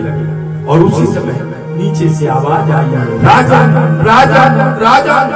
वो परीक्षित जी तुरंत दौड़े हैं, बाहर आए तो देखते क्या है, वही महात्मा चरणों में गिर पड़े हैं, रोने लगे कि हे महात्मा मुझसे बहुत बड़ा अपराध हुआ है, मुझे आप क्षमा करें, क्षमा करें। समीक ऋषि ने कहा, राजन तुमसे जो अपराध हुआ सो हुआ, लेकिन आज मेरे बेटे से भी अपराध हो गया।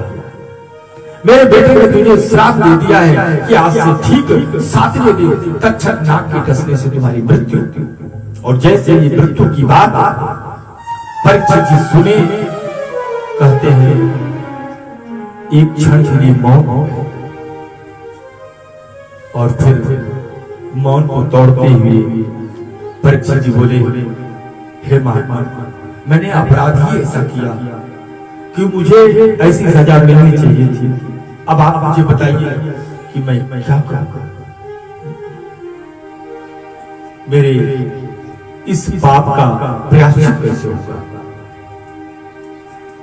महात्मा ने कहा, राजा इसके लिए आपको गंगा तट जाना होगा, ये राजमहल त्यागना होगा। और फिर इस प्रकार समझाए। महात्मा जी वहां से आशीर्वाद देकर चले और परीक्षित जी कहते हैं अपना पूरा राजपाट अपने बड़े पुत्र यानी जन्मेजय को सौंपे और सीधे गंगा तट पर नैमिषारण्य के उस पवित्र पावन भूमि पर आए हैं, जहां पर 88,000 ऋषि मुनि लोग विराजमान हैं। और जैसे परीक्षित जी महाराज आए, कहते वहां जितने महात्मा लोग थे सब परीक्षित जी को प्रणाम किए। परीक्षित जी हाथ जोड़े कहने लगे, हे महात्मा मुझे श्राप मिला है, आज से ठीक 7वें दिन तक्षक नाग के डसने से मेरी मृत्यु हो जाएगी। मैं केवल 2 प्रश्न पूछना चाहता हूं, आप मेरे 2 प्रश्नों का उत्तर दें बस। महात्माओं ने कहा ठीक है बोलिए। और परीक्षित जी दो प्रश्न कर रहे हैं। वो दो प्रश्न क्या?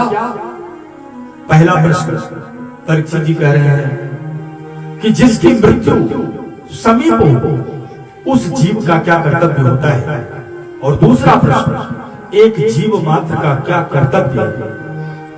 हे ईश्वर, आप मुझे इन दोनों प्रश्नों का उत्तर दें। और परीक्षित जी इतना करके चुप हो गए। परीक्षित के इन दोनों प्रश्नों को वहां महात्मा लोग सुने हैं, सब एक दूसरे को देखने लगे। प्रश्न जितना सरल उससे ज्यादा कठिन थी। किसी के पास कोई उत्तर नहीं। क्या करें? सब एक दूसरे का मुंह देख रहे हैं। उसी समय भगवान की कृपा से, क्योंकि होता है जब भगवान को कोई कार्य करवाना होता है, अपने भक्त का कल्याण करवाना होता है, तो वो अपने दूत को भेजते हैं। और वो दूत कौन है? सूत जी महाराज शौनक जी को बता रहे। तत्राभवद भगवान व्यास पुत्रो यदृक्षया रामटिमानो अनपेक्षा अलक्षलिंगो जलाभतुष्टो धृतस्य बले वधूतवेशा।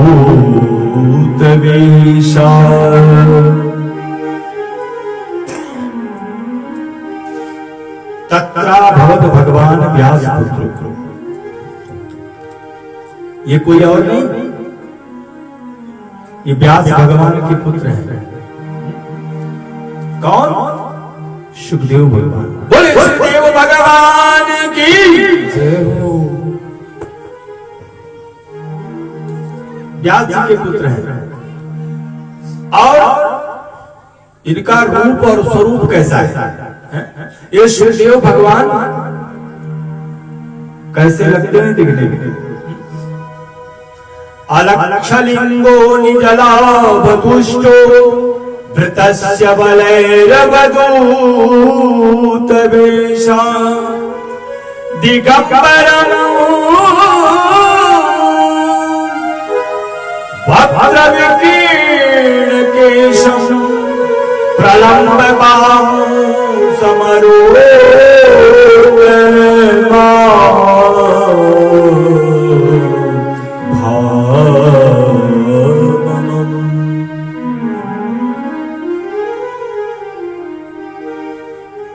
दिगंबर है। सुखदेव भगवान के शरीर में केवल दो चीज है, एक तो यज्ञोपवीत और दूसरा कौपीन यानी लंगोटी। दिगंबर। और जो सुखदेव भगवान के बाल है ना, बड़े बड़े बाल हैं, काले काले हैं, घुंघराले हैं। सुखदेव भगवान के नेत्र बड़े विशाल हैं, बड़े बड़े हैं। मस्तक चौड़ा है, आजाद बाहु है। सुखदेव भगवान की जो भुजा है ना, वो बड़े लंबे लंबे हैं और घुटनों तक स्पर्श करते हैं। सुखदेव भगवान का शरीर श्याम वर्ण का है, बड़ा ही सुंदर। और जिस समय सुखदेव भगवान का आगमन हुआ है ना, कहते वहां पर जितने भी महात्मा लोग थे सब खड़े हो गए, सब खड़े हो गए। अरे और तो और सुखदेव भगवान के पिताजी भी वहां बैठे हुए थे, यानी व्यास जी भी खड़े हो गए। अरे और तो और व्यास जी के पिताजी यानी पराशर जी भी खड़े हो गए।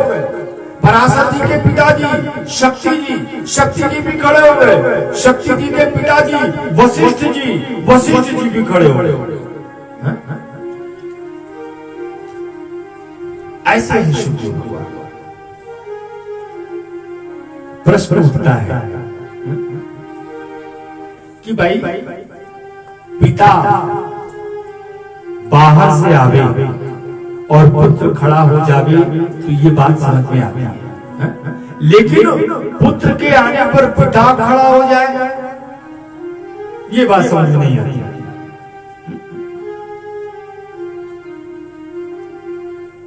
वृद्ध दो प्रकार के होते हैं, वृद्ध दो प्रकार के होते हैं। एक तो होते हैं वयोवृद्ध और दूसरे होते हैं ज्ञान वृद्ध।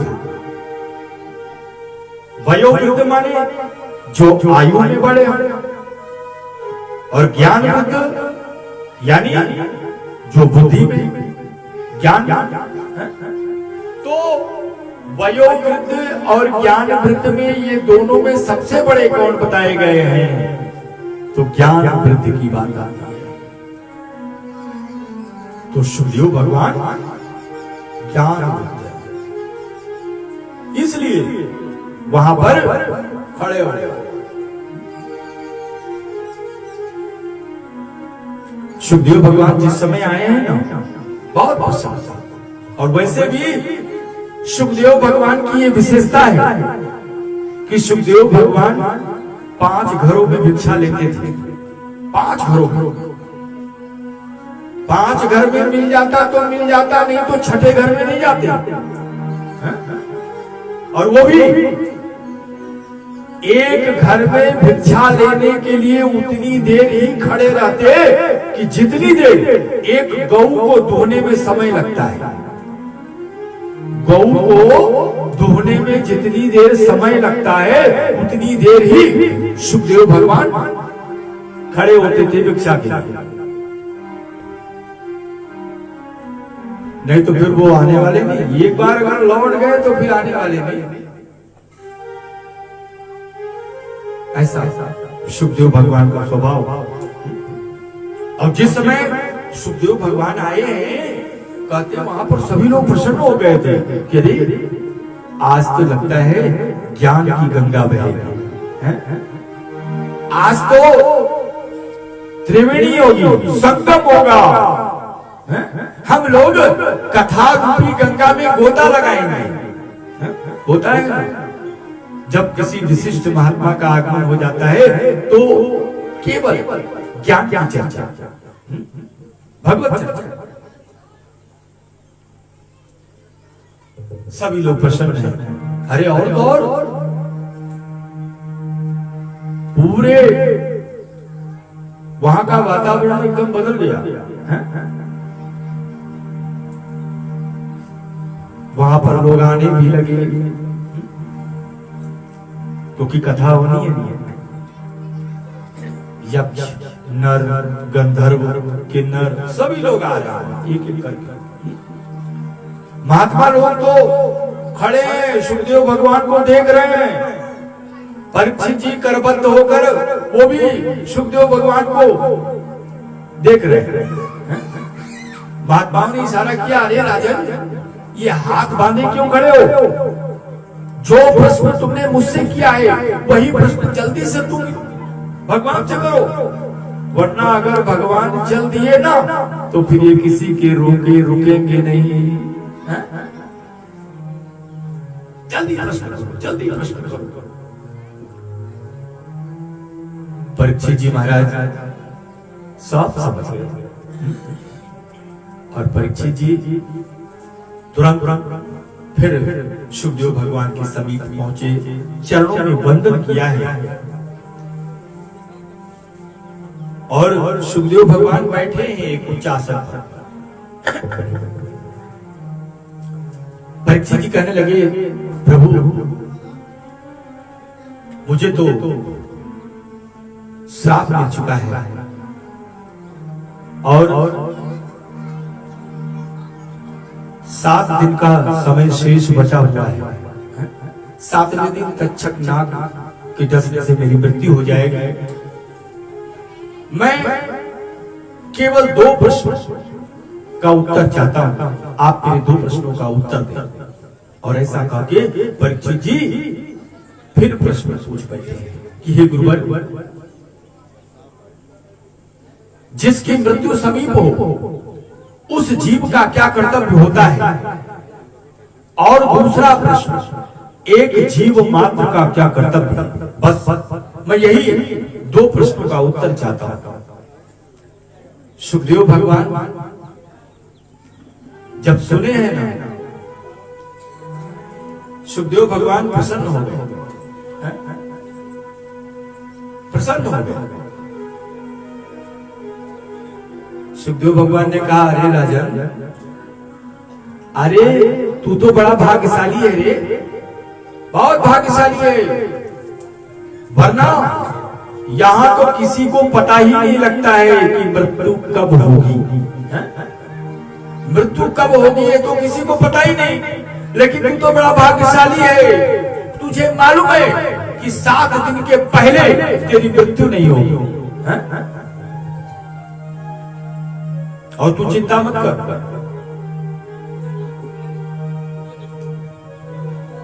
मैं तुझे भगवान का दर्शन कराऊंगा, भगवान का दर्शन, क्योंकि सुखदेव भगवान संत हैं, सुखदेव भगवान संत हैं, और संतों का यही स्वभाव ही होता है कि वो भक्तों का कल्याण करें। साधु स्वभाव सहज खगराया, जय सिया राम। साधु स्वभाव सहज खगराया, जय सिया राम। साधु स्वभाव सहज खगराया, जय सिया राम। साधु स्वभाव सहज खगराया, जय सिया राम। साधु स्वभाव सहज खगराया, साधु स्वभाव सहज खगराया, साधु स्वभाव सहज खगराया, साधु स्वभाव सहज खगराया। परम उपकार वचन मन गाया, जय सिया राम। परम उपकार वचन मन गाया, जय सिया राम। वचन मन गाया, जय सिया राम।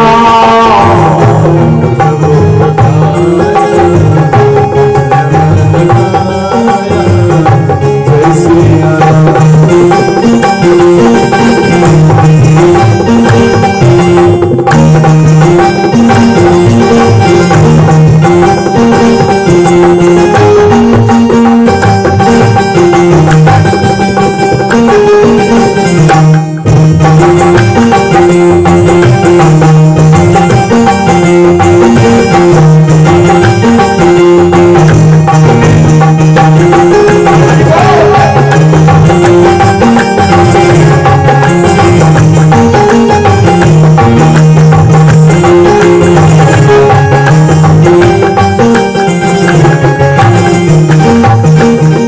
संत हृदय नव नीत समाना, ओ संत निर्मल नीत समाना।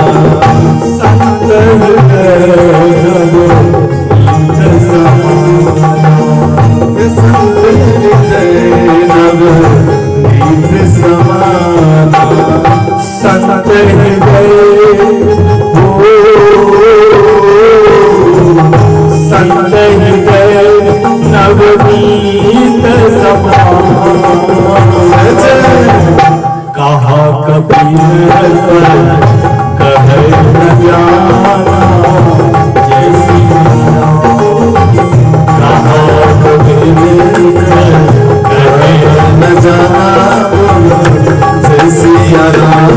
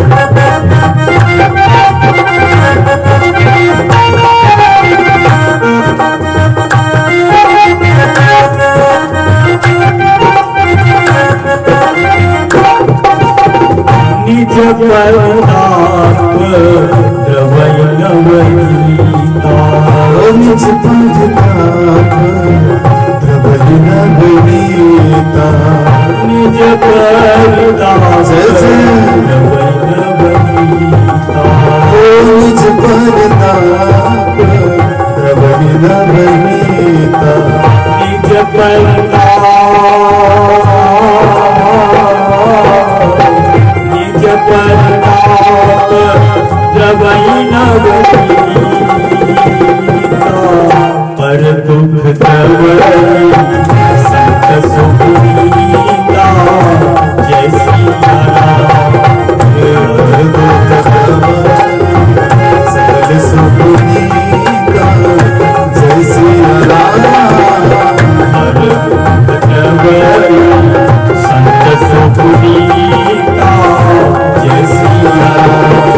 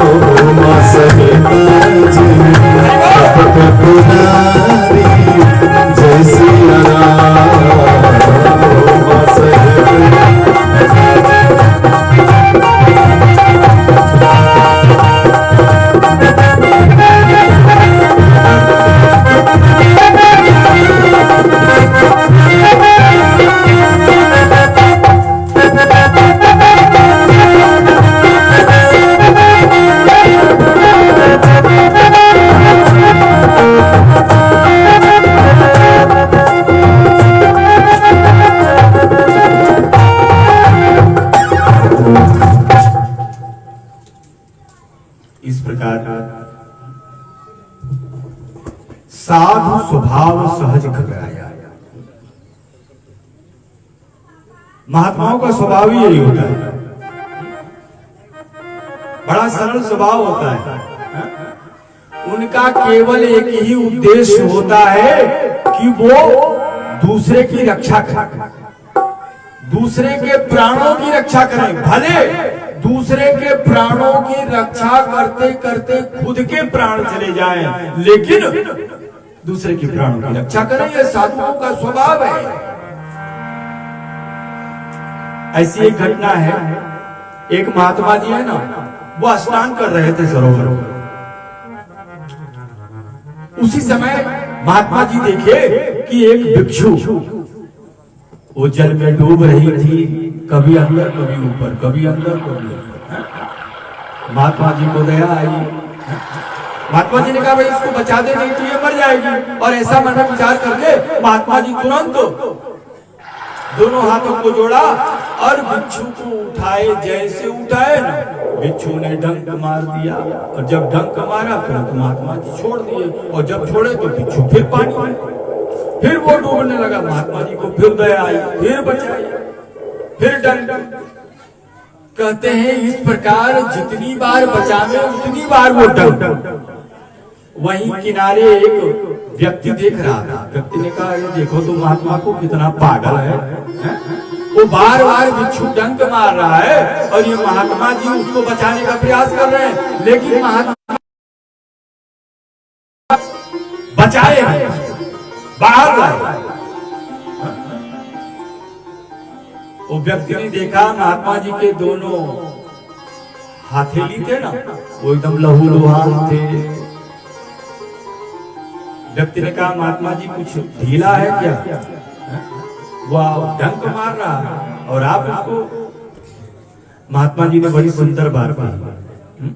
महात्मा जी ने कहा, प्रयोग किए थे और ब्रह्मास्त्र का प्रयोग करके अश्वत्थामा के ब्रह्मास्त्र के तेज को शांत किया था। और आज जब परीक्षित जी को श्राप,